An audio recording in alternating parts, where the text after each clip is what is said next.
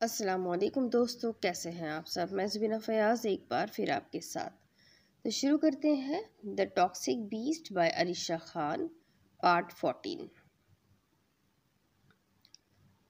Stop it Haroon, क्या कहे जा रहे हो। शहराम का डैड के बिजनेस से क्या ताल्लुक होगा जो वो उनके साथ फ्रॉड करके उन्हें ही जेल भेज देगा। उससे आज दूसरा दिन था अपने घर में जहाँ वो अकेली रह रही थी। हारून आज ना सिर्फ उससे मिलने बल्कि उसे शहराम के खिलाफ भड़काने भी आया था और उसकी बकवास सुनकर अरीशा को बहुत गुस्सा आ रहा था। अरीशा, आखिर क्या कहे जा रही हो तुम। क्या हो गया है तुम्हें। कहीं ऐसा तो नहीं कि उसने तुम्हें हम सबके खिलाफ कर दिया।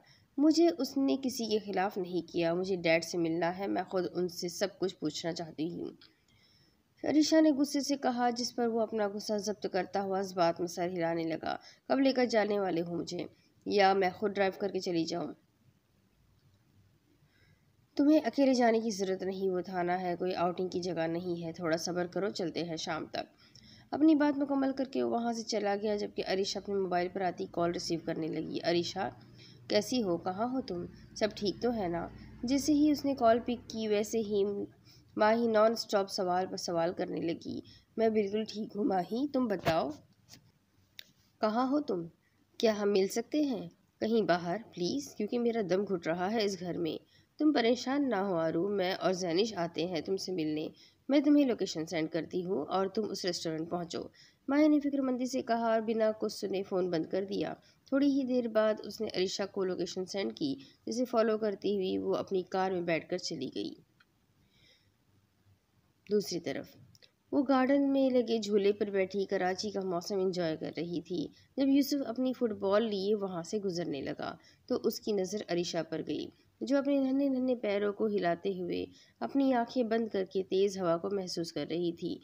पहले तो वो उसके करीब आने लगा, मगर फिर उसे याद आया कि कुछ देर पहले उसने जो रोना डोल डाला हुआ था और जो अकड़ दिखानी थी वो यूसुफ के लिए नाकाबिले बर्दाश्त थी। उसके कदम वहीं पर रुक गए और वो वापस जाने लगा, मगर तभी अरीशा ने किसी के शूज़ की आवाज़ सुन के उसकी तरफ देखा। असल में उसकी नज़र यूसुफ पर नहीं बल्कि उसके हाथ में पकड़ी उसकी बॉल पर थी। अभी वो झूले पर से उतरने की कोशिश करती मगर तभी ज़मीन पर गिरी और फिर से रोने लगी। उसे यहाँ सोनी बिठा कर गई थी क्योंकि वो तो 3 साल की छोटी सी बच्ची थी। भला वो कैसे इतने बड़े झूले पर से खुद उतरती, जबकि यूसुफ उसकी आवाज़ सुनता हुआ भागकर उसके पास आया।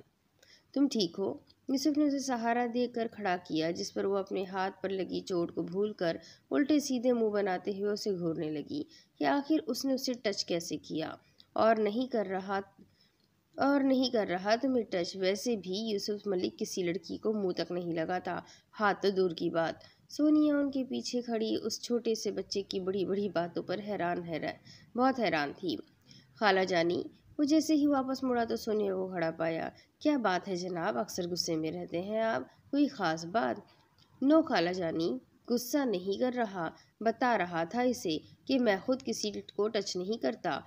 ये बेवजह मुझसे मुंह बनाती रहती है। क्या ये है ही नकचड़ी, या अपने डैड को देख देख कर बन गई है। यूसुफ की बात सुनकर सोनिया अपने हंसी कंट्रोल ना कर सकी और हंसने लगी। It's not a joke, it's ऑक्स अकोस इट्स अ क्वेश्चन। यूसुफ की बात पर सोनिया ज़मीन पर बैठी अरीशा को अपनी गोद में उठाए झूले पर बिठाई। इधर आओ मेरे पास। जी खाला जानी। देखो यूसुफ, मानती हूँ तुम दोनों का मिजाज बिल्कुल एक सा नहीं, लेकिन ये तुम्हारी कज़िन है, इसका ख्याल रखना फ़र्ज़ है ना तुम्हारा। और फिर अगर तुम इसे वक्त दोगे, इसके साथ खेलोगे तो ही ये तुम्हें जानेगी ना। सोनिया की बात सुनकर यूसुफ अरीशा को देखने लगा, जो उसके हाथ में मौजूद बॉल को देख रही थी। क्या तुम्हें ये चाहिए, तुम इससे खेलोगी। यूसुफ ने उसकी तरफ अपनी फेवरेट बॉल बढ़ाई, जिसे उसने एक ही झटके से खींचकर अपनी गोद में रख लिया। खाला जानी, मुझे ये पहले वाली अरीशा बिल्कुल नहीं लगती, वो तो बहुत स्वीट थी ना, ये वाली तो बिल्कुल नकचड़ी सी है। हाँ तो तुम बनाओ ना इसे अपनी तरह, ताकि वो तुमसे दोस्ती करे, तुम्हारे साथ खेले। ओके खाला जानी, मैं कोशिश करूँगा। यूसुफ ने अरीशा का हाथ पकड़कर उसे नीचे उतारना चाहा, जिस पर वो अपनी मॉम को देखने लगी। जाओ बेटा खेलो अपनी कजिन के साथ। सोनी की बात सुनकर वो अपने नन्हे नन्हे हाथों से बॉल को छोड़कर उसकी गोद में आ गई, जिस पर यूसुफ ने उसे गोद में लेकर नीचे उतारा, जबकि बॉल उसके हाथ से छोड़कर नीचे घास में जा गिरी, जिस पर अरीशा ने मुंह पर हाथ रख लिया तो यूसुफ भी हंसने लगा। चलो तुम दोनों खेलो, मैं अंदर जा रही हूँ। सोनी इन दोनों को कहती हुई अंदर चली गई, जबकि अरीशा अब उसके साथ खेलने में मसरूफ थी। वैसे तुम हो बहुत नकचड़ी, लेकिन फिर भी मैं तुम्हें एक स्वीट सा निकनेम देता हूँ, ब्यूटी क्वीन। यूसुफ की बात को नज़रअंदाज करती हुई वो खेल में मसरूफ हो गई। अब आगे, ये क्या बकवास कर रहे हो तुम? दोस्त हो तो कुछ भी कहते रहोगे। अशफाक ने आज पहली बार अपने दोस्त का कॉलर पकड़ा था, जिस पर वो उसे एक झटके से दूर ढकेलने लगा। ये बकवास नहीं, हकीकत है। मैं सब जानता हूँ तुम्हारे कौन से बिजनेस चल रहे हैं जिससे तुम इतना कमा रहे हो। स्मगलिंग करना किसी एक बंदे की बात नहीं, मगर तुम तो पूरी आर्मी के साथ खड़े हुए हो जो तुम्हें सपोर्ट करती है। शफकत ने उसे आईना दिखाते हुए कहा, जिससे उसके तन बदन में आग लग गई थी। और तुम्हें क्या लगता है मैं तुम्हारे बारे में नहीं जानता? तुम जो लाखों रुपए हराम कमा रहे हो वो क्या सवाब का काम है? मिस्टर शफकत खान, किसी दूसरे को तभी आईना दिखाना जब खुद का किरदार मजबूत और ईमानदार हो। अशफाक की बात पर शफकत उसे घूरने लगा। हाँ, मैं लाखों रुपए से हराम कमा रहा हूँ, लेकिन तुम्हारी तरह ड्रग्स की स्मगलिंग नहीं कर रहा। तो किसने मना किया है तुम्हें? तुम भी करो स्मगलिंग, तुम भी अपना एक आलीशान घर बनाओ, जगह जगह अपने नाम की कंपनियां खड़ी करो। यूँ मेरे गिरेबान में झांक कर तुम्हें क्या मिलेगा? अशफाक किसी को भी आंखों से शीशे में उतारने का हुनर बासानी जानता था। अभी वो मजीद कुछ कहता जब शफकत उसे नासमझी से घूरने लगा। क्या मतलब है तुम्हारा? तुम खुद तो गलत काम कर रहे हो, ऊपर से मुझे भी ऐसे काम पर उकसा रहे हो। शफकत ने उसे घूरते हुए सख्त लहजे में कहा, जिस पर वो कहकहा लगाने लगा। तुम्हें लगता है तुम जो हराम कमाते हो वो बड़े सवाब का काम है? कुछ पाने के लिए कुछ खोना पड़ता है। अगर मेरे जैसा बनना चाहते हो तो तुम्हें भी यही रास्ता इख्तियार करना पड़ेगा। बजाय मुझे समझाने के तुम खुद की पहचान बनाओ। वैसे भी तुम कौन सा अब जर्मनी जाओगे लेक्चर देने? मैं जो बिज़नेस कर रहा हूँ उसमें बहुत खुश और मुतमईन हूँ, शफकत ने उसे जताते हुए कहा। अच्छा तो ज़रा बताना, महीना कितना कमा लेते हो हराम के पैसे मिलाकर? 10 से 12 लाख, शफकत ने उसे देखते हुए कहा, जिस पर वो फिर से कहकहा लगाने लगा। कम ऑन यार, 10 लाख तो सिर्फ मेरी बीवी का हक महर था। तुम कितना कमा लेते हो? शफकत उसे सवालिया नज़रों से देखने लगा, जिस पर वो उसके करीब आया। 1 हफ्ते में 5 करोड़। अभी वो मजीद कुछ कहता जब शफकत को ठसका लगने लगा, जिस पर अशफाक ने अपने टेबल पर से पानी का गिलास उठाकर उसे थमाया, जिससे वो गुट गुट पी गया। क्या तुम नहीं चाहते कि तुम भी मंथली करोड़ों कमाओ? मैं ये सब कैसे करूँगा? मेरे साथ मिलकर इसमें तुम्हें और मुझे दोनों को बहुत फ़ायदा होगा। और अगर हमारी बीवियों को इस बात का पता चला तो? अरे शफ़ी, ये औरतें बहुत मासूम चीज़ होती हैं। इन्हें समझाना, मनाना और धोखा देना बहुत आसान होता है। मगर मैं अपनी बीवी से बहुत प्यार करता हूँ, उससे झूठ नहीं बोल सकता। अगर इस काम में कोई नुकसान हुआ तो फिर लाजमी सी बात है उन्हें सब कुछ पता चल जाएगा। शफ़क़त अभी से काफ़ी डरा हुआ लग रहा था। प्यार व्यार कुछ नहीं होता, ट्रस्ट मी। मगर सोनी मेरी ज़िंदगी है। अश्क, फिर से वही बात। ये औरतें किसी एक की नहीं होती, इनके चक्कर में अपनी ज़िंदगी ख़राब मत करो। क्या मतलब है? क्या कह रहे हो तुम? क्या तुम जानते हो जिसे मैं पसंद करता था वो कौन थी? कौन? अशफाक की बात पर शफ़ी सवालिया नज़रों से देखने लगा। वो तुम्हारी बीवी सोनिया थी। अश्क के मुंह से ऐसे अल्फाज सुनकर शफ़क़त ने उसे गिरेबान से पकड़कर दीवार से लगाया और उसे खूंखार नज़रों से घूरने लगा। बेगैरत, तुमने अपने मुंह से ऐसी बकवास निकाली भी कैसे? रिलैक्स यार, वो बहुत पहले की बात थी। पसंद तो कोई भी आ जाती है तुझे कोई भी आ जाती है। तुझे भी तो यूनी वाली मैडम की बेटी पसंद थी जो मुझ पर मरती थी। ऐसे ही मुझे सोनी पसंद आ गई। मगर अब देखो मैं कितना खुश हूँ। देखो अब भी तुम्हें ऑफ़र दे रहा हूँ, सोच समझ कर बताना, लेकिन जवाब हाँ में होना चाहिए। अशफाक की बात सुनता हुआ वो अपना सर पकड़कर वहीं कुर्सी पर बैठ गया, जबकि अशफाक उससे कन्विंस करने की पूरी कोशिश कर रहा था। अब हाल में, माही, मैं सच कह रही हूँ, शहराम बिल्कुल भी ऐसा नहीं। हाँ, वो गुस्से का बहुत तेज़ है, मगर वो कभी भी किसी बेगुनाह के साथ ऐसा नहीं करेगा। हारून को कोई गलतफहमी हो रही है, और अगर तुम्हें मेरी बात का यकीन नहीं आ रहा तो तुम रोहेल से पूछ लो, वो शहराम का दोस्त है। अरिशा मुकम्मल तौर पर अपने शहराम को डिफेंस कर रही थी, जिस पर माही और जैनिश कहीं कहीं बहुत खुश तो कहीं बहुत परेशान भी थी, क्योंकि जब अरिशा को पता चलेगा कि ये सब शहराम ही ने किया है तो उस पर क्या गुजरेगी। अरिशा एक बात बताओ, शहराम ने तुम्हें किडनैप किया था ना, तो फिर तुम उसकी इतनी साइड क्यों ले रही हो। जैनिश के किए गए सवाल पर अरिशा उसे देखने लगी, क्योंकि वो पिछले आधे घंटे से शहराम की तरफदारी किए जा रही थी। हाँ, किडनैप किया था उसने मुझे, मगर मेरे साथ कुछ ऐसा वैसा थोड़ी किया है। उसने निकाह किया है मुझसे, भले से ज़बरदस्ती, लेकिन इसका ये मतलब नहीं कि वो गलत है। अरिशा ने नज़र चुराते हुए वह मुश्किल अपनी बात मुकम्मल की, जिस पर जैनिश और माही ने एक दूसरे को देखने लगी। फ़र्ज़ करो आरू, अगर वाकई शहराम इन सब का जिम्मेदार हुआ, तब क्या करोगी तुम। माही ने उसकी आंखों में आंखें डालकर ये सवाल किया था, जिस पर जैनिश भी उसे देखने लगी थी।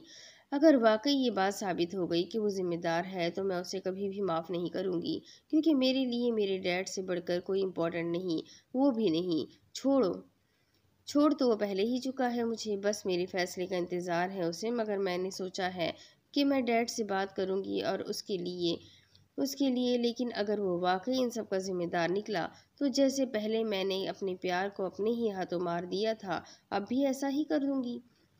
और वैसे भी मैं उससे कोई मोहब्बत नहीं करती। मेरे दिल में जो पहले था वही अब भी है और हमेशा रहेगा।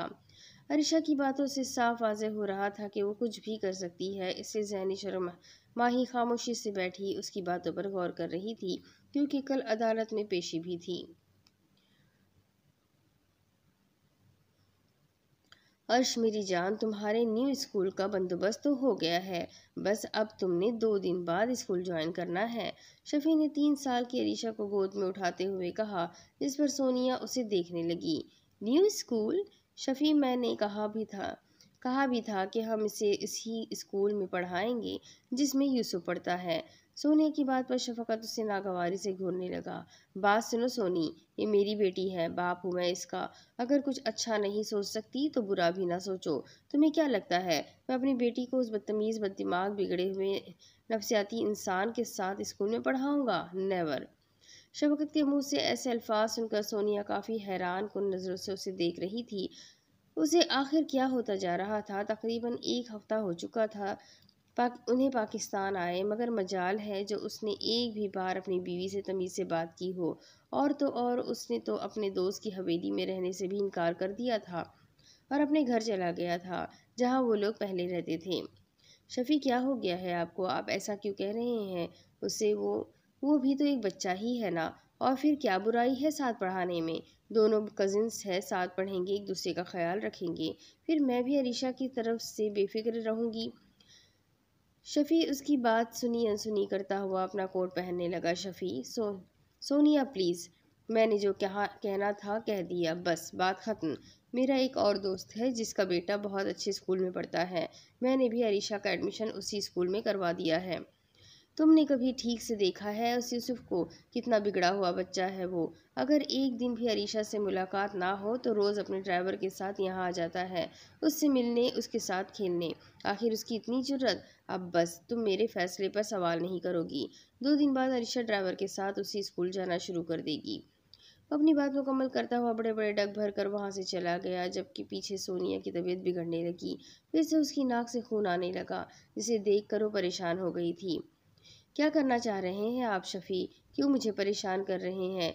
न जाने किन चक्करों में पड़ गए हैं आप, मेरे कुछ समझ नहीं आ रहा। उसने क्या सोचा था और क्या हो रहा था? उसे अब शाज़िया से अपनी बीमारी के बारे में बात करनी थी, ताकि वो अरीशा का फ्यूचर सिक्योर कर सके। डैड? जब वो जेल में शफकत से मिलने आई तो अपने डैड को ऐसी हालत में देखकर उसके आंसू निकलने लगे। अरीशा मेरी जान, कैसी हो तुम? उसने उसने तुम्हारे साथ कुछ किया तो नहीं ना? शफकत उसे यूं इधर देख रहा था, इधर उधर देख कर खड़ा हुआ और फिक्रमंदी से पूछने लगा। डैड, आप यहाँ क्यों है? क्या गुनाह किया है आपने जो उन लोगों ने आपको इस हाल में रखा हुआ है? अलीशा की बात पर शफी हारून को देखने लगा। बेटा, तुम जानती हो ना अपने डैड को, मैंने कुछ नहीं किया, ये सब उस बीस्ट ही की वजह से हो रहा है। कौन बीस्ट? शफकत की बात सुनकर वो एकदम हैरान सी हुई। बेटा वही शख्स जिसने तुम्हें किडनैप किया था, उसने ये सब इसलिए किया है ताकि मैं तुम्हें उससे बचा ना सकूं। वो बदला ले रहा है मुझसे क्योंकि मैं तुम्हें बचाना चाहता था। डैड प्लीज़, आप गलत सोच रहे हैं। वो ऐसा क्यों करेगा? उसने तो इस मेरी खुशी के लिए मुझे वापस सही सलामत कल घर छोड़ा था, तो फिर वो ऐसा क्यों करेगा? वो ऐसा नहीं है डैड, वो बहुत अच्छा शख्स है। अपनी बेटी के मुंह से ऐसी बातें सुनकर शफकत हारून को घूरने लगा, जिस पर हारून ने नागवारी से नजरें चुराई। क्योंकि वो करता भी क्या, अरीशा तो जब से उसकी कैद से आज़ाद हुई थी बस उसी के नाम की तस्बीह पढ़ी जा रही थी। अरीशा, तुम बहुत मासूम हो। तुम नहीं समझती इस बाहर की दुनिया को। वो जिसने तुम्हें किडनैप किया था वो कोई आम इंसान नहीं, बल्कि बीस्ट है। बीस्ट जो दिन ब दिन अपना खौफ लोगों के दिलों में बढ़ाया जा रहा है। वो एक सीरियल किलर है। अरीशा बेयकीनी की कैफियत में अपने डैड की बातें सुन रही थी। हाँ बेटा, वो न जाने कितनी मासूम जानों का कत्ल कर चुका है। अगर तुम्हें यकीन नहीं आ रहा तो तुम किसी से भी पूछ लो। और एक सीरियल किलर है वो एक सीरियल किलर है जो अपने मकसद के लिए किसी की भी जान ले सकता है। डैड बस कर दे, क्या हो गया है आपको? क्या कहे जा रहे हैं आप? वो बीस्ट कैसे हो सकता है? वो क्यों किसी की जान लेगा? उसकी किसी से क्या दुश्मनी है जो वो ऐसा करेगा? ठीक है, अगर तुम्हें यकीन नहीं आ रहा तो कल सुबह 11 बजे हारून तुम्हें कोर्ट ले आएगा। अगर ये केस मुझ पर उसने नहीं ठोका है तो मेरा नाम अपने नाम के आगे से हटा देना। अब जाओ यहाँ से। शफकत के ऐसे लहजे पर अरीशा नागवारी से उसे देखती हुई वहां से बाहर को चली गई, जबकि हारून अब काफ़ी परेशान नजर आ रहा था। सर, ये क्या किया आपने? उसे अपनी साइड करने के बजाय उल्टा उसे नाराज़ कर दिया। तुम चुप रहो, तुमसे एक लड़की नहीं संभाली जा रही। तुर्की में वो तुम्हारी आंखों के सामने से उसे किडनैप करके पाकिस्तान ले आया था, लेकिन तुम अंधे बने रहे। और अब जब वो तुम्हारे सामने उसकी हिमायत कर रही है और तुम अब भी कुछ नहीं कर पा रहे। अरीशा के जाने की देर थी कि शफकत हारून पर बरस पड़ा। सर, वो नहीं जानती शहराम को कि वो कौन है, कहाँ से आया है। उसे बस इतना ही पता है कि शहराम ने उसे किडनैप किया था। तो आप बताएं, मैं क्या करूँ? उसे सब सच बताकर अपने ही पैरों पर कुल्हाड़ी मार लूँ? किसने कहा है उसे सब सच बताओ? लेकिन तुम अरीशा को उसकी तरफ से बदगुमान तो कर सकते हो ना। उसके दिलो दिमाग में उस घटिया शख्स के लिए नफरत तो पैदा कर सकते हो। उसके दिमाग में ऐसा जहर भरो, ऐसी ऐसी बातें डालो कि वो खुद उससे नफरत करे, उसकी शक्ल तक देखना गवारा ना करे। इतना तो कर ही सकते हो ना तुम। शफकत की बात पर हारून कुछ सोचने लगा। सर, मगर उसने सिर्फ उसकी तरफदारी की है, उसने ये थोड़ी कहा है कि वो उससे मोहब्बत करती है। अरे अहमक इंसान, तो क्या तुम उसके दिल में उस शख्स की मोहब्बत पैदा होने का इंतज़ार कर रहे हो? हमें उसके दिल में जज्बात पैदा होने से पहले ही उनका कत्ल कर देना होगा। बस बात ख़त्म।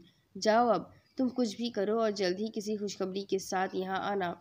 शफकत अपनी बात मुकम्मल करता हुआ जेल की दीवार से टेक लगा कर बैठ गया, जबकि बाहर खड़ा हुआ हारून उसकी बातों में गुम चलता हुआ वहां से चला गया। दूसरी तरफ, मॉम, मुझे नहीं पता, मुझे अपनी ब्यूटी से मिलने जाना है, वो भी आज। वो कब से जिद किए बैठा था, मगर शाजिया उसकी बात मान ही नहीं रही थी। बेटा, खाला जानी हॉस्पिटल गई हुई है, आप वहाँ कैसे जाओगे जब खाला जानी घर में है ही नहीं? और फिर अरीशा तो स्कूल गई होगी ना, आप भी स्कूल चले जाते तो अच्छा होता ना। शाजिया की बात सुनकर वो मुंह बनाने लगा। जो भी हो, मुझे भी अपनी ब्यूटी से मिलना है, मैंने आज ही उससे मिलने जाना है। आप खाला जानी को कॉल करें प्लीज़, वरना मैं हर बार की तरह इस बार भी खुद ही चला जाऊंगा। और अगर वो घर पर ना मिली तो मैं उसके स्कूल। अपनी बात कहते कहते वो रुका, जिस पर शाजिया उसे सवारी नजर से देखने लगी। कहो बेटा, क्या कह रहे थे?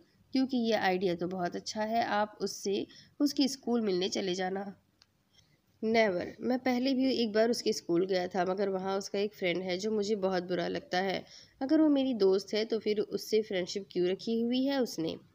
हर बार की तरह इस बार भी यूसुफ अपनी बात पर कायम था। उसे बिल्कुल भी नहीं पसंद था कि उसकी चीज़ कोई और देखे या उसे छुए या फिर उसे उससे छीन ले। जो उसका था वो सिर्फ उसका ही था। वो उसे किसी और के पास बिल्कुल भी बर्दाश्त नहीं करता था, फिर चाहे वो कोई चीज़ हो या कोई शख्स। यूसुफ, बेटा खाला जानी का मैसेज आया है। वो अरीशा को स्कूल से लेते हुए आज हमारे ही घर आएंगी। जाओ अब शाबाश, जल्दी से अपना ब्रेकफास्ट फिनिश करो। रियली? Okay mom. गुड मेरा बेटा। जैसे जैसे वक्त गुजरता जा रहा था, यूसुफ के मिजाज में काफ़ी शिद्दत आ रही थी। वो अरीशा के मामले में काफ़ी सीरियस होता जा रहा था, क्योंकि वो किसी से फ्रेंडशिप नहीं रखता था, मगर अरीशा को लेकर उसके जज्बात बहुत अलग थे, जिन्हें सोनिया और शाजिया दोनों बहनें ही काफ़ी बार महसूस कर चुकी थी। सोनिया, ये क्या कह रही हो? ऐसा कैसे हो सकता है? तुम्हारे साथ इतना बड़ा प्रॉब्लम है, तुम इतनी बीमार हो, फिर भी तुमने ये बात किसी को नहीं बताई। शाहज़ा को जब सोनिया की बीमारी का पता चला तो वो बहुत घबरा गई थी, जिस पर सोनिया ने नज़र झुका ली।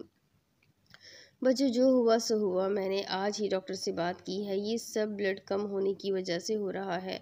मेरे जिस्म में अब बस 5 पॉइंट खून बचा है और मेरी बॉडी किसी और के खून को भी एक्सेप्ट नहीं कर पाएगी।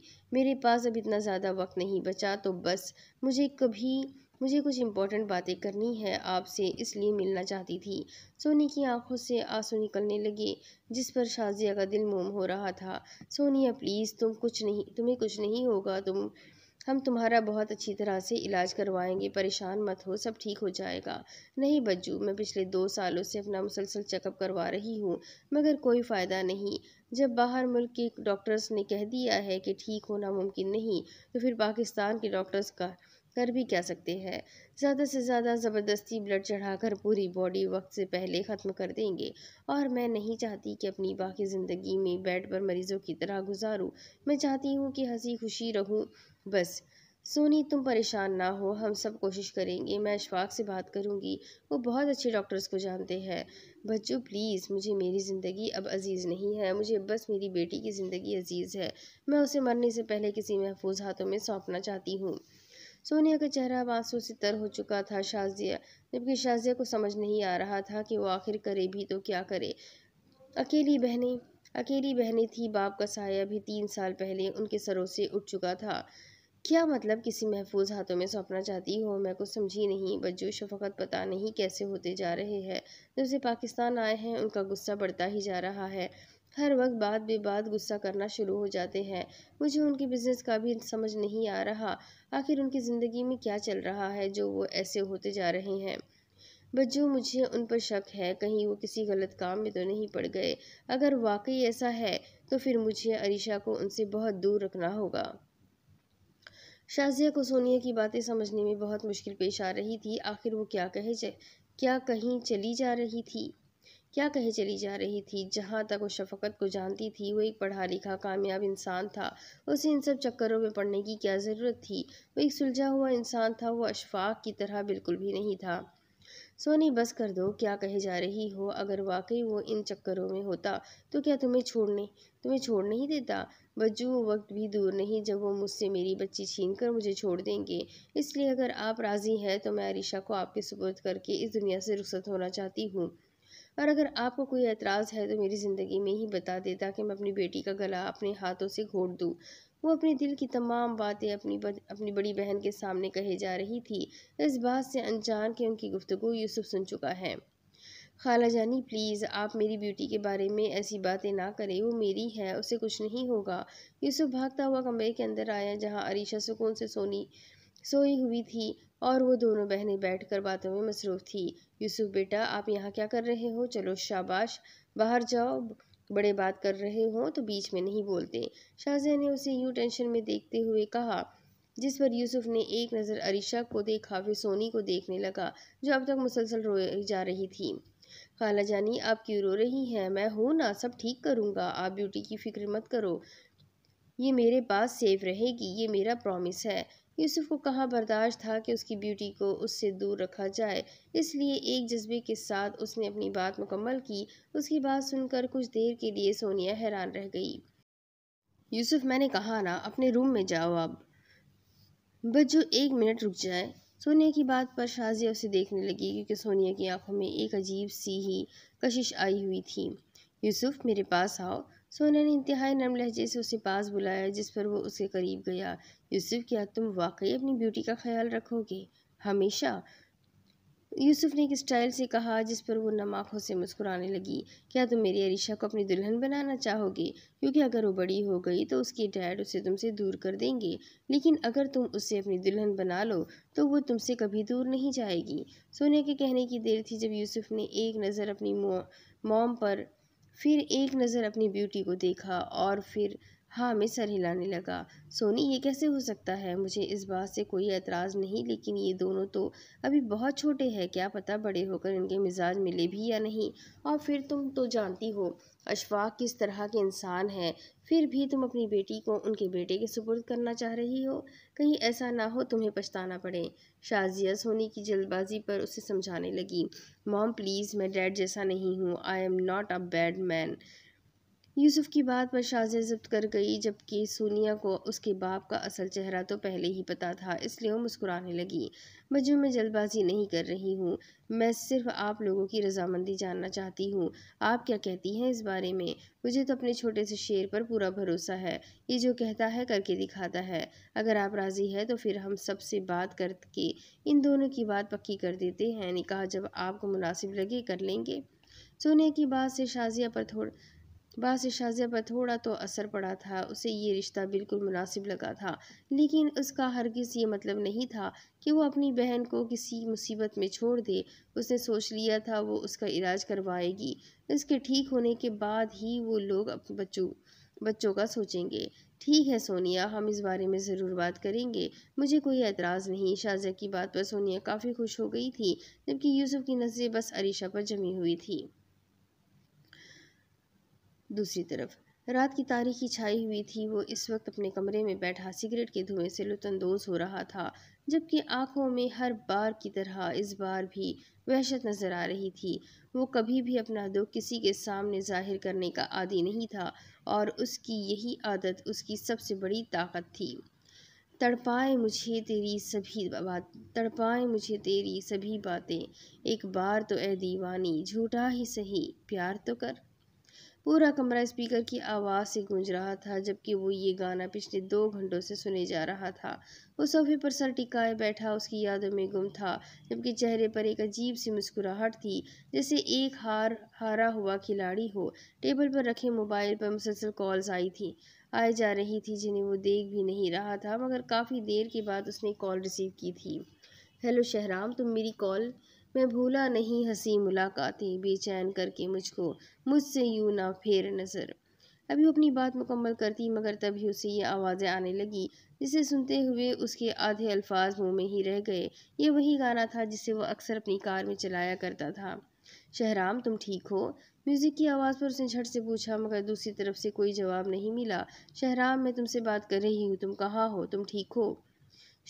चुप रहो, महसूस करती रहो। वो अभी आगे मज़ीद कुछ सवाल करती, मगर तभी शहराम ने कुछ कहा। कुछ अजीब से अल्फाज उसके लहजे से साफ वाज़ेह हो रहा था, जैसे वो अपने होश हवास में ना हो। अरीशा को शक था वो नशे में है। सर्दी की रातों में हम सोए रहे एक चादर में, हम दोनों तन्हा हो, ना कोई भी रहे इस घर में। वो न जाने क्या बताना, क्या जताना, क्या याद दिलाकर महसूस कराना चाह रहा था। वो कुछ कुछ समझ चुकी थी। वो यकीनन बहुत उदास था, तभी उसे अपनी उदासी का एहसास दिलाना चाह रहा था। ज़रा ज़रा महकता है बहकता है, आज तो मेरा तन बदन, मैं प्यासा हूँ, मुझे भर ले अपनी बाहों में। इस लिरिक्स के आते ही उसने विस्की का ग्लास लबों पर लगाया, जबकि आंखों में अजीब नमी थी, जबकि दूसरी तरफ अरीशा उसे महसूस करने की कोशिश कर रही थी। क्या वो वाकई उदास था? मगर उसने तो अपनी उदासी कभी अरीशा के सामने जाहिर नहीं की थी। वो तो बहुत स्ट्रांग था ना। फिर आज ये सब जो हो रहा था, ये क्या था? ज़रा ज़रा महकता है बहकता है, आज तो मेरा तन बदन, मैं प्यासा हूँ, मुझे भर ले तो अपनी बाहों में। लिरिक्स के ख़त्म होते ही उसने रिमोट से स्पीकर ऑफ कर दिए, जबकि दूसरी तरफ अरीशा म्यूज़िक की आवाज़ बंद होते ही होश की दुनिया में वापस आई। शहराम? इस बार उसका लहजा काफ़ी नरम था, जिस पर शहराम ने मुख्तसर सा जवाब दिया, वो भी बहकते हुए अंदाज में, जिस पर अरीशा को यकीन हो चुका था वो नशे में चूर है। शहराम, तुमने शराब पी है? यस। उसकी बात पर वो फिर से मुख्तसर सा जवाब देकर खामोश हो गया, जिस पर अरीशा को बहुत अफसोस हुआ।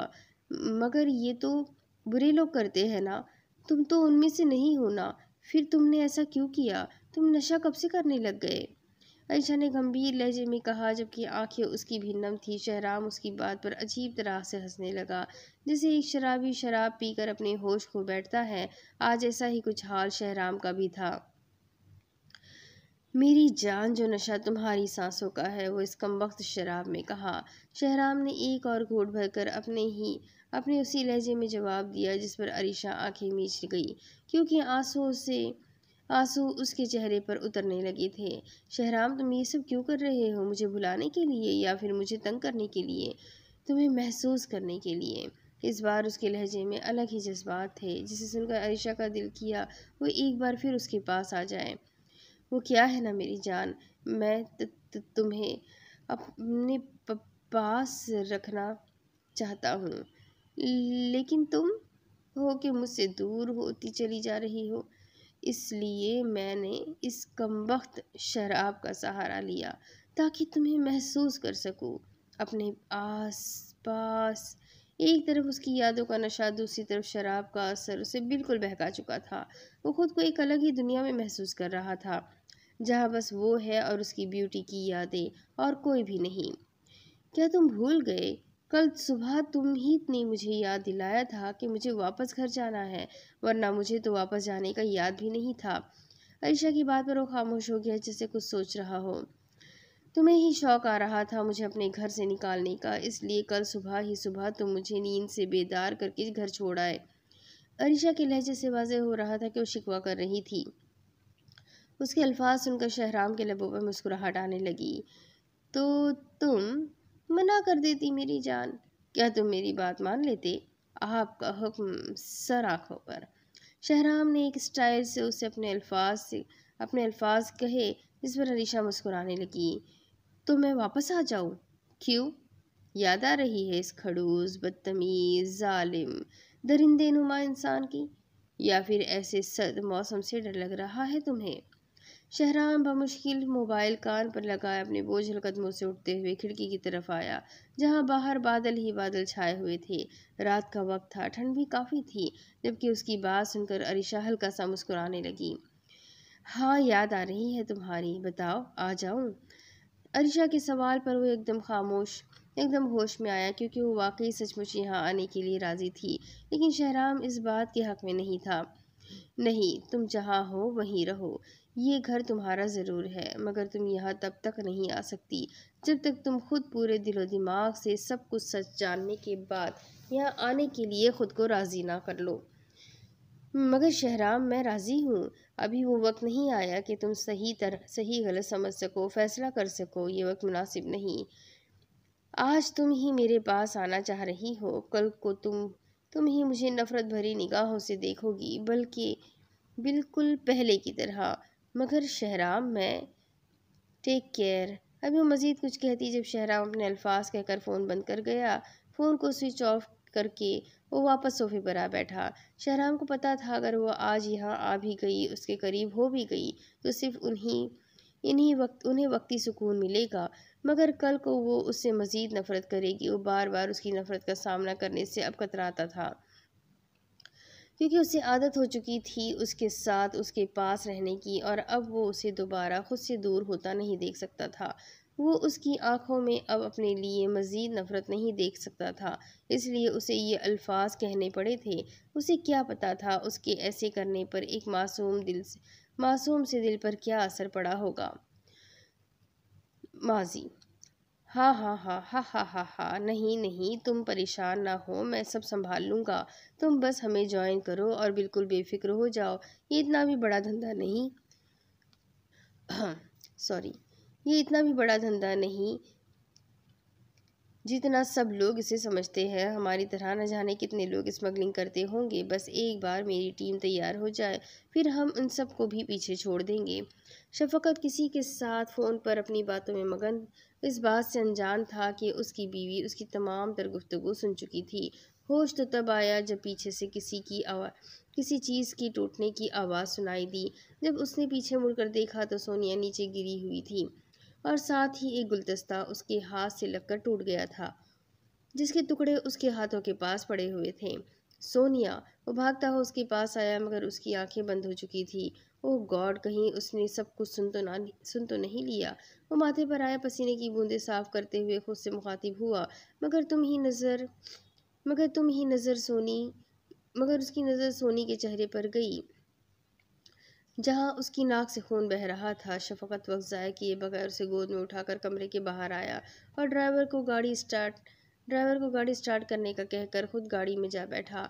कुछ ही देर में वो लोग सिटी के सबसे बड़े हॉस्पिटल पहुंच चुके थे, जहां बहुत बड़े और तजुर्बेकार डॉक्टर सोनिया का चेकअप कर रहे थे, जबकि शफकत का सारा ध्यान इस बात पर था कि सोनिया ने उसकी तमाम बातें सुन ली थी। उसके कुछ समझ नहीं आ रहा था। वो सोनिया की आदत से बहुत अच्छी तरह वाकिफ था। वो कभी किसी गलत बात को बर्दाश्त नहीं करती थी, और अगर वाकई उसने ये सब सुन लिया था तो शफकत पर काफ़ी बुरा वक्त आने वाला था, क्योंकि वो ये सब जानकर उसे सज़ा दिलवाने में भी देर ना करती। अभी वो उन्हीं सोचों में गुम इमरजेंसी वार्ड के बाहर खड़ा हुआ था, मगर तभी डॉक्टर आया। उनके सर में उनकी सर की नस डैमेज हो चुकी है। क्या उन्हें पहले भी कोई प्रॉब्लम थी या उनका कोई इलाज चल रहा था? डॉक्टर के सवाल पर शफकत ने नाम में सर हिलाया। उनके साथ काफ़ी टाइम से कोई सीरियस प्रॉब्लम था, ऐसा तो हो ही नहीं सकता कि वो इस बीमारी से वाकिफ़ ना हो। आप उनके करीबी रिश्तेदारों को बुला लें ताकि वो उनसे आखिरी बार मिल लें। उनके पास वक्त बहुत कम है, वो अपनी आखिरी सांसें ले रही है, वो भी ऑक्सीजन की वजह से, लेकिन अब मज़ीद ऐसा मुमकिन नहीं। वो दुनिया जहाँ से बेगाना होकर डॉक्टर के अल्फाजों में गुम हो चुका था, उसे अपना सर चकराता हुआ महसूस हो रहा था। वो साकित खड़ा डॉक्टर की शक्ल देख रहा था। मिस्टर शफकत खान, मैं आपसे बात कर रहा हूँ, जाए अपनी वाइफ से मिल लें, इनके पास वक्त बहुत कम है। डॉक्टर की आवाज़ पर वो होश की दुनिया में वापस आया और भागते हुए इमरजेंसी वार्ड में गया, जहाँ सोनी ऑक्सीजन से सांस ले रही थी, मगर उसका कोई रद्द अमल नहीं था। सोनिया, ये सब क्या हो रहा है? डॉक्टर्स क्या कह रहे हैं? तुम मुझे यूँ छोड़ कर कैसे जा सकती हो? हाँ, ये सब झूठ है ना? वो कुछ देर पहले वाली परेशानी भुलाए अब मुकम्मल अपनी बीवी की बीमारी को लेकर संजीदा हो चुका था। मगर सोनिया ने उसे देखते ही दूसरी तरफ रुख कर लिया था, क्योंकि शफकत ने आने से पहले मुलाजिम को शाजिया को कॉल करने का कह दिया था। तभी शाजिया अशफाक के साथ अस्पताल पहुंच चुकी थी। शफकत, ये सब क्या हो रहा है? क्या हुआ है मेरी सोनी को? वो भागती हुई बेड की तरफ आई, जहां सोनी नम आंखों से अपने बेजान जिस्म के साथ पड़ी हुई थी। उसकी रंगत बिल्कुल सफ़ेद पड़ गई थी, आंखों के नीचे अजीब से हल्के जबकि जिस्म बिल्कुल बेजान शय की मानिंद वाज़ेह हो रहा था। मगर उसे देखकर कुछ बोलने की कोशिश करने लगी। सोनी मेरी जान, मैं यहीं हूँ, कुछ नहीं होगा तुम्हें। बज्जू, यूसुफ, अरीशा, वो बमुश्किल ये अल्फाज कह सकी थी, मगर तभी उसकी आंखें एक ही जगह जमी रह गई थी, जिसका मतलब वहां खड़े सब लोग समझ चुके थे। अब हाल रोहेल, मैं यकीन से कह सकती हूँ अरीशा को इससे मोहब्बत हो गई है, जभी तो वो उसकी इतनी हिमायत कर रही थी। आपको पता है, मैं और जैनिश तो उसका मुंह देखते ही रह गए थे। रोहेल इस वक्त माही के साथ उसके रूम में बैठा उसकी बातें सुन रहा था, जो वो पूरा वाक़या खुलकर बयान कर रही थी। ओ अच्छा, सच्ची? तो फिर तुमने उससे कुछ भी नहीं कहा? रोहिल ने हैरत से भरपूर लहजे में पहले अल्फाज अदा किए, जबकि बाकी के अल्फाज नॉर्मल से लहजे में कहे थे, जिस पर माही ने इस बात में सर हिला दिया। कहा था ना हमने, उसे कहा कि अगर उसके डैड वाकई शहराम की वजह से जेल में हुए, वो वाकई उन सब का जिम्मेदार हुआ, तो फिर वो क्या करेगी? तो जानते हैं उसने क्या कहा? क्या कहा? उसने कहा कि उसके डैड से ज़्यादा इम्पोर्टेंट उसके लिए कुछ भी नहीं, कोई भी नहीं। उसने कहा जब वो पहले भी अपने डैड के लिए अपने लव को सेक्रीफाइस कर चुकी है, तो फिर शहराम तो उसका प्यार है भी नहीं, वो उसे माफ़ भी नहीं करेगी। माही की बात सुनकर रोहिल बहुत हैरान हुआ, जबकि माही रोहिल का हाथ थामे उसकी बाहों में कैद थी। लव? क्या मतलब हुआ इस बात का? क्या आरिशा पहले भी किसी से लव करती थी? कौन था वो? रोहिल ने हैरान कुन अंदाज में सवाल किया, जिस पर माही उसे बताने लगी। हाँ, शायद करती थी, क्योंकि हमारी यूनिवर्सिटी में इतने लड़के थे, उसके पीछे इतने अमीर से हसीन से लड़के, मगर वो किसी को देखती भी नहीं, सबको इग्नोर करती थी। और जब भी हम उससे लव के बारे में या शादी के बारे में बात करते थे, तो वो अचानक से गुस्सा हो जाती थी कि उसे शादी नहीं करनी, उसके सामने उसके मुताल्लिक ऐसी कोई बात ना की जाए वरना वो मुंह तोड़ देगी। माही ने उसे तफसील से बताया, जबकि आखिरी वाले अल्फाज पर रोहेल हंसने लगा।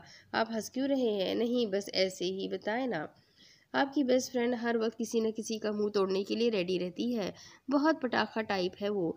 जभी तो उसे फाइटर्स का सरदार मिला है शौहर की सूरत में। इस बार माही भी हंसने लगी थी, लेकिन वो कभी भी नहीं मानेगी कि उसे शहराम से मोहब्बत हो गई। हाँ, लेकिन अटैचमेंट कह सकती है, क्योंकि उसके दिल में तो कोई और ही है। और अगर किसी के दिल में कोई और एक बार बस जाए तो मुमकिन ही नहीं कि वो किसी और को अपने दिल में जगह दे। अच्छा, तो मेरी वाइफ के दिल में कौन है? रोहेल ने सवालिया नज़र से उसे देखा, जिसमें वो सोचों में पड़ गई। ऐसा भी कौन है जो इतना सोचना पड़ रहा है? इस बार रोहेल का लहजा थोड़ा सख्त था, यानी उसे तपी चढ़ रही थी। जबकि उसके मुंह पर ऐसे तासुरात देखकर माही ने मुश्किल अपनी हंसी दबाई। है कोई हैंडसम सा, मासूम सा, प्यारा सा? अच्छा, वाकई? तो कौन है वो, नाम बताओ। नो, नाम नहीं बताऊंगी। हाँ, मगर उसकी एक निशानी ज़रूर बता सकती हूँ, अगर जानना चाहो तो। माही मानी खिज़ी से कहती हुई उसे मज़ीद बेसब्री का कर रही थी। बिल्कुल जानना चाहूँगा। अच्छा, तो फिर सुनो, उसके पास एक अदद लाइटर होता है। माही के कहने की देर थी जब रोहिल ना समझी से पहले उसे फिर अपनी जेब देखने लगा, जहाँ से लाइटर गायब था, जो कि माही के हाथ में था। देख जिसे दिखाते हुए वो उसे चिढ़ाने लगी।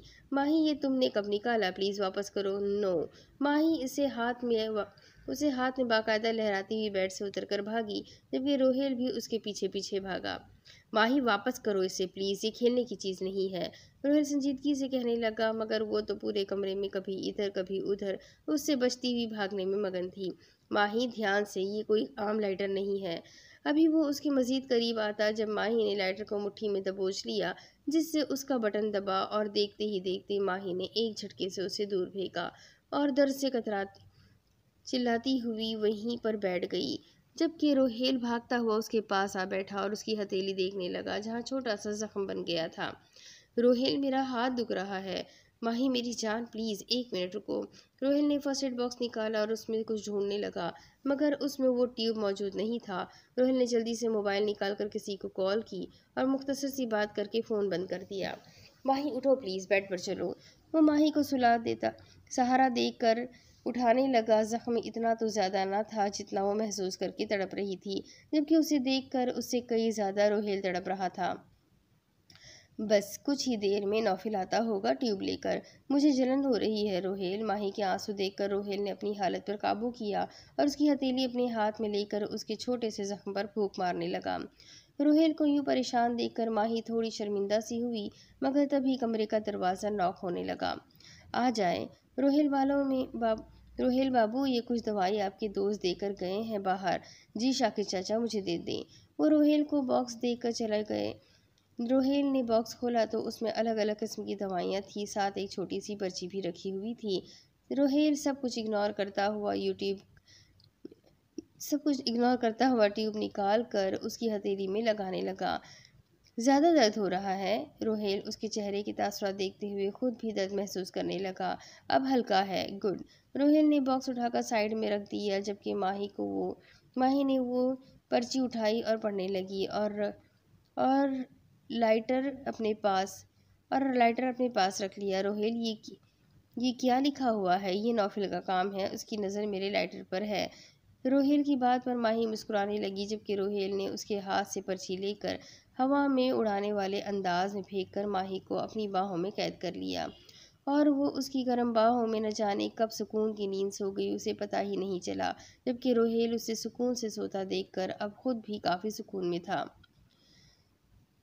दूसरी तरफ पूरी रात वो अपने कमरे में बेड पर लेटी रोती रही। एक पल के लिए भी उसकी आंखों में आंसुओं की जगह नींद ने ना ली थी। आखिर क्या मतलब था उसकी बात का? आखिर कहना क्या चाह रहा था वो? क्या वो वाकई इन सब का जिम्मेदार था? क्या वाकई वो उसके साथ ऐसा कर रहा था? अरीशा को 2 रातों पहले का वाकया याद आने लगा, जब शहराम ने उस आदमी की जान ली थी। किस तरह वो एक इंसानी दिल हाथ में लिए खड़ा था। वो मंजर याद करके उसके रोंगटे खड़े हो गए थे, मगर दुख डर से भी कई ज़्यादा था। वो जो वो जिस शख्स के साथ ज़िंदगी गुजारने का फ़ैसला कर चुकी थी, अब वही शख्स उसे खुद से दूर कर रहा था। ये आखिर किस तरह का इश्क था? किस तरह का जुनून था उसका? क्या वाक़ई वो एक सीरियल किलर था? जिसके साथ मैं जिसके साथ में एक छत जिसके साथ मैं एक छत तले रह रही थी। उसे अपने बाप की बातें याद आने लगी थी, जो उसके बाप ने शहराम के बारे में कही थी। क्या वाकई वो सब सच था, जिसकी हिमायती बनकर वो अपने बाप के सामने खड़ी थी? वो एक खूनी था, मासूम जानों का खूनी दरिंदा था वो। सुबह 6 बजे का वक्त था जब उसे नींद महसूस होने लगी थी।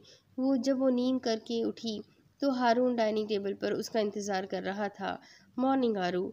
उसकी बात सुनी अनसुनी करती हुई अपनी ही धुन में वो टेबल पर आ बैठी, जहाँ उसके लिए ब्रेकफास्ट में काफ़ी चीज़ें बनवाई गई थी। ये सब क्या है? अरीशा ने पूरे टेबल का जायज़ा लिया और हारून से सवाल करने लगी। ये सब तुम्हारे लिए है आरू, याद करो तुम यही सब तो खाया करती थी अक्सर संडे को। क्या आज संडे है? नहीं आरू, संडे तो नहीं है, लेकिन मेरा दिल किया कि ये सब तुम्हारे लिए बनवा दिया जाए। हारून उसकी तरफ चाहत भरी निगाहों से देख रहा था, मगर अरीशा ने बिना उससे कोई जवाब दिए अपनी कॉफ़ी का मग उठाकर घूंट भरने लगी। आरू, क्या नाराज़ हो मुझसे? नहीं, मैं तुमसे भला क्यों नाराज़ होने लगी? अरीशा ने मुख्तसर सा जवाब दिया और कॉफ़ी का सिप लेने लगी। आरू, क्या मैं पहले जैसा नहीं रहा, या हमारी फ्रेंडशिप के दरमियान कोई आ गया है? हारून उसके फीके लहजे पर काफ़ी उदास सा था। भले वो कितना भी बुरा था, लेकिन बचपन से अब तक उसने अरीशा से दोस्ती पूरी ईमानदारी से निभाई थी। वो वाकई उसका बहुत ख्याल रखता था। शफकत के बाद अगर कोई उसकी फ़िक्र करता था तो वो हारून था। लेकिन ये भी सच था, वो खुद किसी और की जगह पर ज़बरदस्ती आया था। ऐसी बात नहीं है। ऐसा क्यों कह रहे हो? आरू, तुम उस शहराम के लिए सबसे नाराज़ हो रही हो। वो एक गैर इंसान है। तुम एक ऐसी शख्स की हिमायत कर रही हो जिसने तुम्हें किडनैप किया था। ना जाने उस घटिया शख्स ने तुम्हारे साथ क्या किया होगा। हारून के कहने की देर थी जब अरीशा ने गुस्से से अपना कप टेबल पर बाकायदा फेंकने वाले अंदाज में रखा, जिसे देखकर वो समझ चुका था वो फिर से गुस्सा होने वाली है। हारून, ज़बान संभालो अपनी, वो कोई गैर इंसान नहीं है। और हाँ, उसने मुझे किडनैप किया था, मगर फिर सही सलामत वापस भी तो छोड़ा है ना। अरीशा अपनी बात मुकम्मल करती हुई वहाँ से उठने लगी, जब हारून ने उसका हाथ पकड़कर उसे रोका। न जाने उससे उसका छूना इतना बुरा क्यों लगा था, वरना इससे पहले भी वो अक्सर लड़ाई झगड़े में या हंसी मजाक में एक दूसरे का हाथ पकड़ लिया करते थे। मगर अब अरीशा को किसी और के छूने पर अजीब सी बेचैनी महसूस होने लगती थी। अरीशा ने उससे अपना हाथ छुड़ाया, जिस पर हारून ने भी जल्दी से उसका हाथ छोड़ा, क्योंकि वो काफ़ी गुस्से में थी। अरीशा, फ़र्ज़ करो अगर वो गलत हुआ तो? वो गलत नहीं हो सकता। अगर हुआ तो? याद है बचपन में तुमने जिस पर भरोसा किया था वो? अगर हुआ तो मैं उससे डिवोर्स ले लूँगी। अभी वो मज़ीद कुछ कहता जब अरीशा ने जवाब बाकायदा उसके मुंह पर फेंक कर मारा और अपने रूम में चली गई, मगर वो वहीं पर साकित खड़ा उसकी बात का मतलब समझने की कोशिश कर रहा था। दूसरी तरफ, जी जी साहब, ये झूठ है। मैं किसी गैंगस्टर को नहीं जानता, ना ही मेरा उन गुमशुदा बच्चों से कोई ताल्लुक है। ये सब मुझ पर इल्ज़ाम है।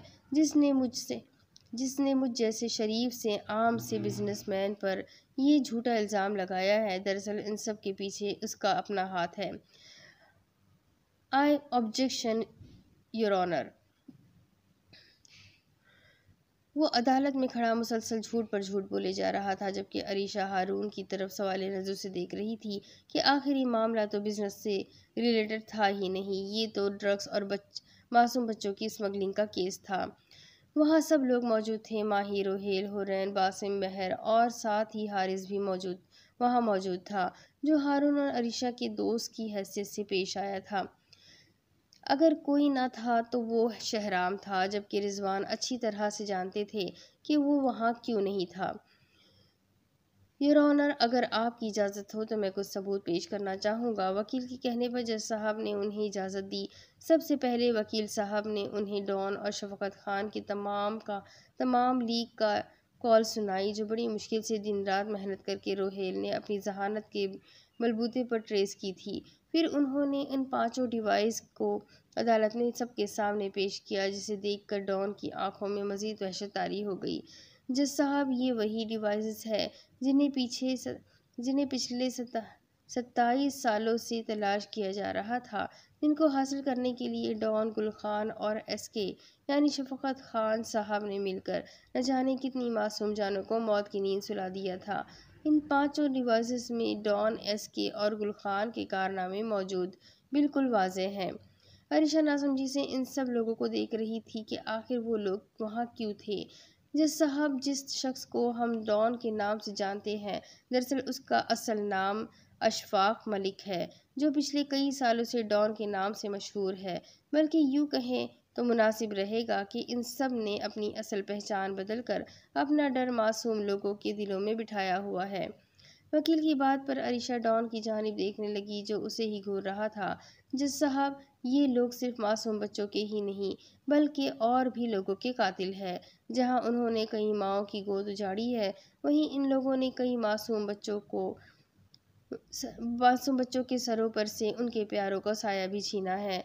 बस कर दे, क्या कहे जा रहे हैं आप मेरे डैड के बारे में? माना कि ये डॉन जो भी है ये गैंगस्टर है, लेकिन मेरे डैड ऐसे नहीं है। वकील के मुंह से ऐसी बातें अरीशा की बर्दाश्त से अब बाहर हो चुकी थी। उसकी आवाज़ पर सब लोग उसकी तरफ मुतवज्जा हुए, जबकि जज साहब भी उसे ही देखने लगे। मोहतरमा, आपको जो भी कहना है आप कटहरे में आकर कहिएगा। जब वक्त आएगा आपको बोलने का मौका दिया जाएगा। अदालत में हंगामा बर्पा करना कतई ममनू है।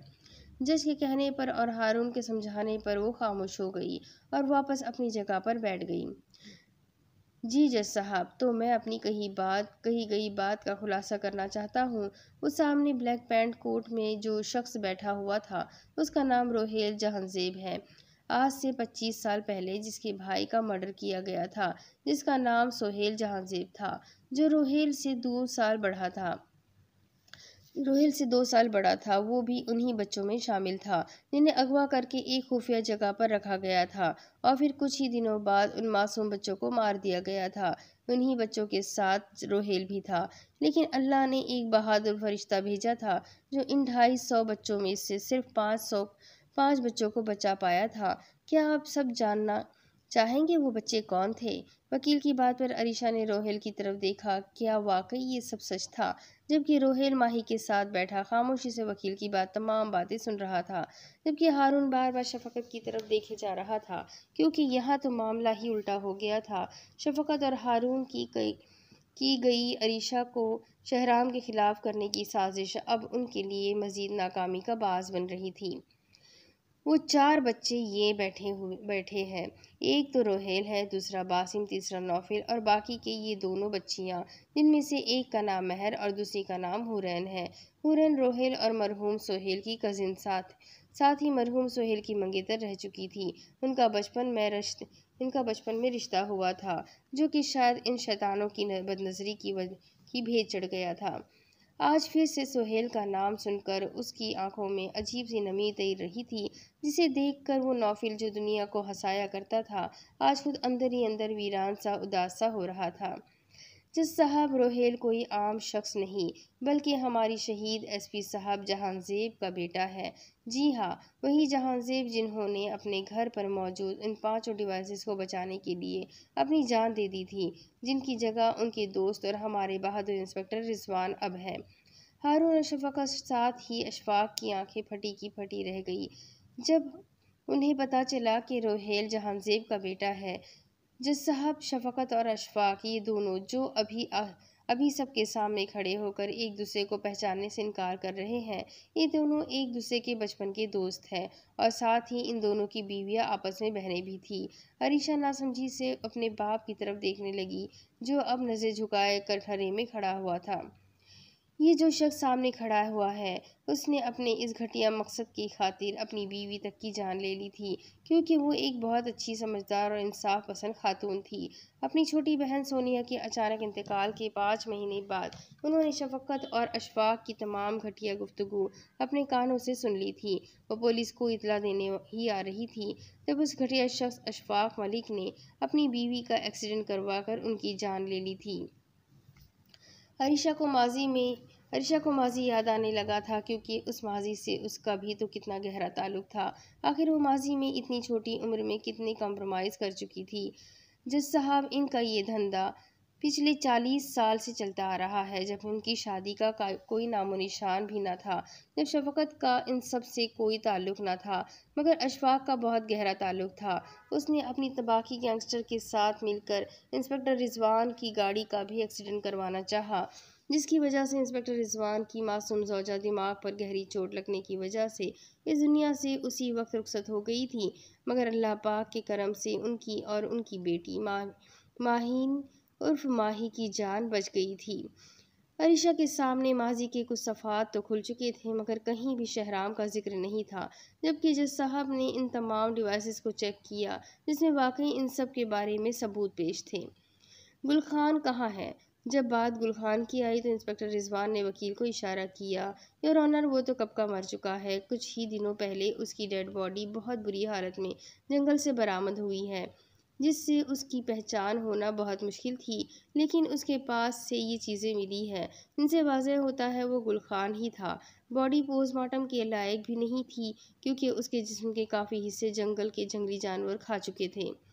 वकील ने बड़ी होशियारी से इस बात को संभालते हुए कहा, बीच का नाम किसी केस में ना था, क्योंकि इंस्पेक्टर रिजवान ने उसका नाम तमाम केसेस से खुद रिमूव कर दिया था, क्योंकि वो गलत नहीं था, वो बिल्कुल सही था। आपके कहने के मुताबिक अशफाक मलिक अपनी बीवी का कातिल है। इस बात का क्या सबूत है आपके पास? जज साहब जज साहब के कहने पर इंस्पेक्टर रिजवान कुछ कहता, मगर तब शफकत, जिसका वकील अब तक खामोश बैठा था, उसके इशारे पर हारून ने अपनी तबीयत बिगड़ने का नाटक किया, जिस पर पूरी अदालत उसकी तरफ मुतवज्जा हो गई। हारून, ये तुम्हें क्या हो रहा है? अरीशा बहुत परेशान हो गई थी, जबकि हारिस हारिस उसकी ड्रामेबाजियाँ अच्छी तरह से समझ चुका था। वो उसे सहारा देने लगा। Order order. हारून की तबीयत बिगड़ने की वजह से ये अदालत इस केस को 5 दिन आगे करने का हुक्म देती है।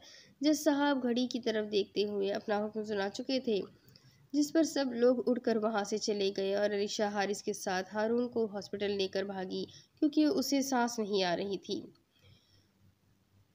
दूसरी तरफ, आपने मुझसे झूठ कहा। आपने कहा था कि 20 ने अरीशा को किडनैप किया है, मगर दरअसल 20 ने सिर्फ उसे किडनैप ही नहीं किया, बल्कि उसने अरीशा से निकाह भी किया है। वो इस वक्त अस्पताल के कमरे में मौजूद अपनी झूठी बीमारी को लेकर आराम कर रहा था, जबकि एक कान में हैंड फ्री लगी हुई थी। हारून, मैं समझा था उसने मुझे धमकाने के लिए कहा होगा। मुझे क्या पता था उस घटिया शख्स ने मेरी बेटी से निकाह किया हुआ है। शफकत मुसलसल उससे समझाने की कोशिश कर रहा था, मगर हारून का दिमाग इस वक्त फिरा हुआ था। जो भी हुआ, मगर आपको ये बात मुझे बतानी चाहिए थी। अरीशा सिर्फ मेरी है, फिर आखिर आपने किस तरह इतनी बड़ी बात मुझसे छुपा ली? अगर वो वाकई वही शख्स हुआ तो जानते हैं वो हमारे साथ क्या करेगा? तुम सब बातें छोड़ो, बस तुम अरीशा के दिमाग में उसके खिलाफ इतना कुछ भर दो कि जब अरीशा उससे नफरत करे, अपनी तमाम खुशियों की मौत का जिम्मेदार वो उसे ठहराए, तो वो शख्स खुद उससे दूर चला जाए। फिर अरीशा तुम्हारी। हमेशा की तरह आज भी वो हारून को गलत ही समझा रहा था, जबकि हारून एक बच्चे की तरह न सिर्फ उसकी बातें सुन रहा था, बल्कि समझ भी रहा था। मुझे क्या करना होगा? बस किसी भी तरह उसे फोर्स करो कि उस शहराम को कहकर मुझे इधर से बाहर निकलवाए, और साथ ही साथ उसके दिल में शहराम के लिए इंतहा की नफरत पैदा करो। बस इतना सा काम करना है तुम्हें। ये थोड़ा मुश्किल होगा, मगर सब ठीक हो जाएगा। शफकत की बात को मानते हुए उसने फ़ोन बंद कर दिया। तभी अरीशा रूम में आई। हारून, तबीयत कैसी है तुम्हारी? बस ठीक है हारू, तुम बताओ, तुमने कुछ खाया? हारून ने धीमे लहजे में कहा, जिस पर अरीशा ने नामित सर हिलाया। आरू, क्या तुम हम सबको गलत समझती हो? ऐसा क्यों कह रहे हो? अरीशा उसकी बात को समझने से कासिर थी। आरू, क्या तुम्हें अभी लगता है वो शख्स ठीक और तुम्हारे डैड गलत है? हारून, इन सब में तो कहीं भी शहराम का नाम नहीं आया। फिर मैं कैसे इस बात पर यकीन कर लूँ कि उसने ही ये सब किया है? इस केस में तो बस मेरी खाला के शौहर की बात आई है। अरीशा कुछ सोचते हुए कहने लगी, आरू, क्या तुम नहीं चाहती कि तुम्हारे डैड बाहर आ जाए? अगर तुम शहराम से बात करके उन्हें छुड़वा लो तो शायद सब ठीक हो जाएगा। हारून, प्लीज़, ये सिर्फ शहराम ने नहीं किया है। अरीशा गुस्से से उसकी मेडिसिन बाकायदा उसके मुंह पर मारने के अंदाज में फेंक कर वहाँ से चली गई, जबकि हारून उसके गुस्से को जब्त कर गया, क्योंकि उस शेरनी के सामने उसकी चलती ही कहाँ थी। अब इसके आगे की कहानी मैं आपको अगली किस्त में सुनाती हूँ कि आगे क्या होगा। ये जानने के लिए मेरे साथ बने रहें। अगली किस्त में फिर मिलेंगे, तब तक इस चैनल को सब्सक्राइब करना ना भूलें, बेल आइकन को ज़रूर दबा दें, वीडियो को ज़रूर लाइक कर दें और कमेंट करके मुझे ज़रूर बताएं कि आपको वीडियो कैसी लगी। तो मिलते हैं अगली किस्त में, तब तक के लिए अल्लाह हाफिज़।